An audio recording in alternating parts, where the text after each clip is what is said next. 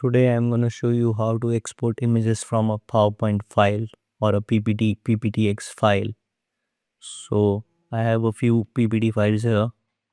As you can see, like these are .pptx extension files. So what you need to do is you just need to change the file extension to zip or a zip. And if you can't see the extension here, then what you need to do is go to the view option and click this option, file name extensions. You need to turn this on. So when you are able to see that this file extension, you just need to change it to zip. When you save it, you will be able to open this document as a zip file. And when you go to this option PPT and then media, you will be able to see all of the files that are in the document here.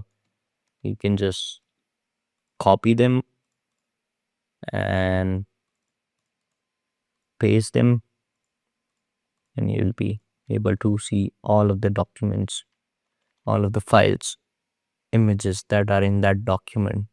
And you go back and let's change it back to PPT.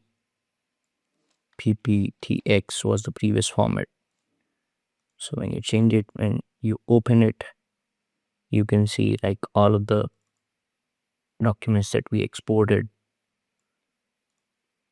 are in the same file. Can you go to this? This is the document. The next one. The next one. So these are the images.